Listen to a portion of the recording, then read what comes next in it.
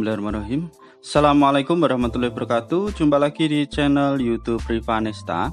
Masih di sudut edukasi, belajar mudah dan menyenangkan. Bagaimana kabar adik-adik sekalian, khususnya siswa-siswi kelas 4? Semoga hari ini kita semua dalam keadaan sehat, karena dengan kondisi yang sehat pastinya kita bisa melakukan berbagai kegiatan yang kita inginkan. Dan dengan keadaan yang sehat pula pastinya kita bisa belajar bersama untuk membahas soal-soal dari buku penilaian Bu Pena untuk SD atau MI kelas 4 ya. Dan hari ini masih kita bahas di jilid 4D, tema 8 daerah tempat tinggalku, subtema 3 ya. Dan pada kesempatan kali ini akan kita bahas untuk pendamping pembelajaran 2 ya. Jadi pendamping pembelajaran 2 itu ada di halaman 63 ya. Jadi sebelumnya sudah kita bahas untuk tema 8 subtema 3 pendamping pembelajaran 1. Jadi yang masih ketinggalan bahasan sebelumnya bisa dilihat di playlist ya. Oke, langsung saja ya adik-adik sekalian untuk pendamping pembelajaran 2 di sini dimulai dengan muatan pelajaran SBDP ya tentang karya seni 3 dimensi ya. Jadi beberapa bentuk 3 dimensi itu ada benda bebas, benda bentuk kubus, benda bentuk tabung, bentuk bola, dan bentuk limas. Oke, langsung aja kita ke Ayo Berlatih ya. Di sini ada di halaman 64 SBDP sama ya. Menuliskan contoh benda 3 dimensi.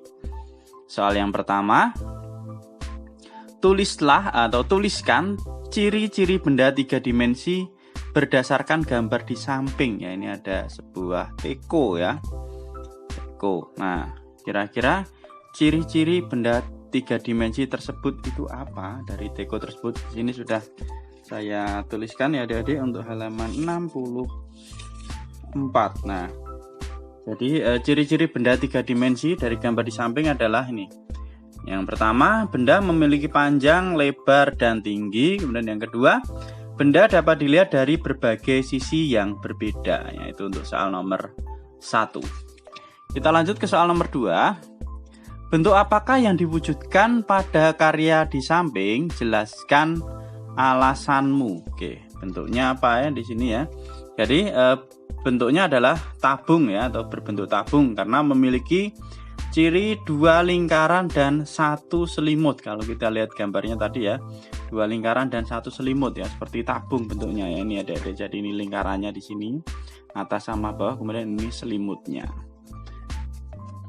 Kemudian untuk soal nomor 3, tuliskan masing-masing 5 contoh benda 3 dimensi yang memiliki bentuk A. tabung, B. kubus, dan C. bebas lah. Diminta 5 buah benda ya. Oke, yang pertama benda yang berbentuk tabung, contohnya ada botol ya, botol minum itu kebanyakan tabung ya, botol berbagai macam botol. Kemudian ada vas bunga. Kemudian ada minuman kaleng, ini juga bentuknya tabung ya. Kemudian ada rice cooker, itu juga berbentuk tabung ya. Magic jar juga berbentuk tabung. Nah itu ya adik-adik. Kemudian untuk benda yang berbentuk kubus, contohnya ada dadu, kotak pensil, lemari, bak air, dan juga kardus ya. Biasanya kardus tempat makanan itu biasanya bentuknya kubus. Kemudian yang ketiga, untuk yang benda yang berbentuk bebas, contohnya ada pohon, batu, buah-buahan, sayur-sayuran, dan juga hewan. Ini ya untuk nomor 3. Kita lanjut ke soal berikutnya nomor 4. Apa yang membuat benda 3 dimensi berbeda dengan benda 2 dimensi seperti lukisan? Jelaskan. Jadi yang membedakan antara benda 3 dimensi dengan 2 dimensi itu apa? Contohnya lukisan. Lukisan itu 2 dimensi adik lah. Oke, ini jawabannya ya. Jadi yang pertama, benda 3 dimensi memiliki panjang, lebar, dan tinggi. Sedangkan untuk benda 2 dimensi hanya memiliki panjang dan lebar. Yang kedua, benda 3 dimensi dapat dilihat dari berbagai sisi yang berbeda. Sedangkan untuk benda 2 dimensi hanya 1 sisi saja. Misalnya kita hanya bisa melihat dari depan ya. Itu untuk nomor 4 ya. Berarti untuk halaman 64 sudah. Sekarang kita ke halaman berikutnya ini. Ayo Berlatih di halaman 65 ya, muatan bahasa Indonesia. Nah, ini ada cerita tentang Satrio Parimpit dan Sarung Ajaib. Oke, kita baca terlebih dahulu ya adik-adik. Dahulu kala ada sebuah kerajaan bernama Pradasita Kamulan yang dipimpin oleh seorang raja bernama Prabu Batur Kundalawangi. Raja tersebut terkenal sangat tidak adil kepada rakyatnya. Dia sering membebankan pajak berupa uang yang berlebihan terhadap orang-orang miskin di kerajaannya. Suatu ketika salah seorang penduduk kerajaan Pradasita Kamulan melarikan diri ke hutan. Ia dikejar oleh 2 orang penjaga istana karena tidak ingin membayar pajak berupa uang.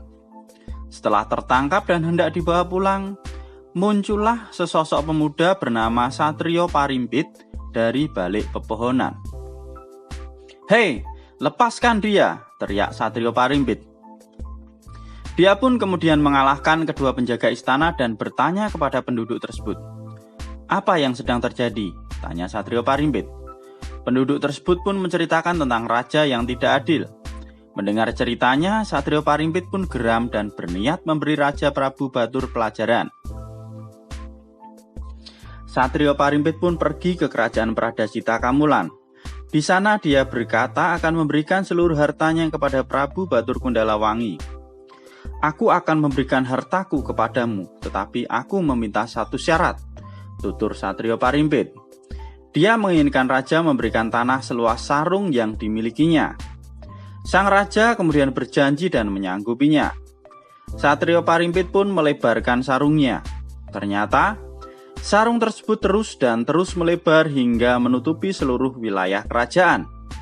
Prabu Batur Kundalawangi pun merasa tertipu oleh Satrio Parimpit. "Sarung apa ini?" tanya raja keheranan. Tetapi apalah daya, sesuai perjanjian, ia pun memberikan seluruh tanah kerajaan kepada Satrio Parimpit. Sang raja pun kemudian jatuh miskin karena seluruh kerajaan dan pasukannya diberikan kepada Satrio Parimpit. Ia pun kini menyesal karena telah berbuat tidak adil kepada rakyatnya.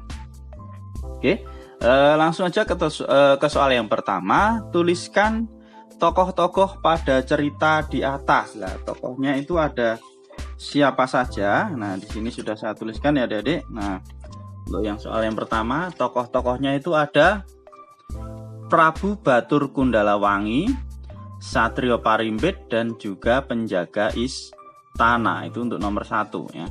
Nomor 2, siapakah tokoh yang memiliki watak baik? Nah, dari cerita tadi, yang memiliki watak baik adalah Satrio Parimpit ya. Kemudian yang ketiga, siapakah yang memiliki watak tidak baik? Yang memiliki watak tidak baik adalah Prabu Batur Kundalawangi. Lanjut ke nomor 4. Tuliskan kesimpulan cerita di atas menggunakan bahasamu sendiri. Oke, ini saya tuliskan ya. Jadi nomor 4. Prabu Batur Kundalawangi merupakan raja yang tidak adil. Rakyat menjadi menderita karena adanya pajak yang tinggi. Lalu muncullah Satrio Parimpit yang berani melawan raja. Akhirnya raja mengakui keunggulan Satrio setelah melakukan kesepakatan. Pesan dari cerita ini adalah kita harus bersikap adil kepada siapapun. Oke, adik-adik mungkin bisa di pause terlebih dahulu ya, mulai dari nomor 1 sampai dengan nomor 4 ya. Oke, kita lanjut ke ayo berlatih berikutnya ya. Ini muatan IPA ya, muatan IPA selanjutnya ada di halaman 66 ya. Kita lihat di sini, perhatikan gambar berikut. Nah, ini ada gambar A dan gambar B ya. Gambar A ini menarik ketapel dengan kuat. Nah, terlihatan ini ya lurus, kalau ini kendur. Nah, pertanyaannya adalah, menurutmu gambar manakah yang akan mengakibatkan batu terlontar? Jelaskan. Kalau ini kan tidak ditarik ya, cuma diregangkan, tapi masih ini berarti ini susah terlontar. Jadi jawabannya adalah yang B ya. Jadi nomor 1A itu jawabannya adalah yang gambar B, karena batu memanfaatkan gaya pegas yang berasal dari tali ketapel yang bersifat elastis, sehingga saat ditarik maka tali akan kembali ke ukuran semula hingga batu terlontar. Itu ya jawabannya untuk yang A. Kemudian untuk yang B, bagian mana dari benda pada gambar tersebut yang memanfaatkan gaya pegas? Nah, bagian yang memanfaatkan gaya pegas adalah yang bagian tali ketapel ya. Jadi nomor 1B jawabannya adalah tali ketapel yang memanfaatkan gaya pegas. Kemudian yang C, bagaimana cara membuat lontaran batu lebih jauh? Cara membuat lontaran batu lebih jauh adalah dengan menarik tali lebih kuat ya. Dengan ditarik lebih kuat maka lontaran akan menjadi lebih jauh. Yang D, tuliskan hubungan gaya dan gerak pada gambar tersebut. Nah, berarti gaya dapat membuat benda diam menjadi bergerak. Ini ya dari yang D ya. Jadi jawaban nomor 1 D adalah gaya dapat membuat benda diam menjadi bergerak. Lanjut ke soal nomor 2, perhatikan gambar di samping. Lah ini ada membuat kerajinan gerabah ya. Nah, pertanyaannya benda apa yang dapat dibentuk pada gambar tersebut? Lah, ini berarti bendanya berasal dari tanah liat ya. Jadi yang dapat dibentuk tersebut adalah tanah liat. Nomor 2A jawabannya tanah liat.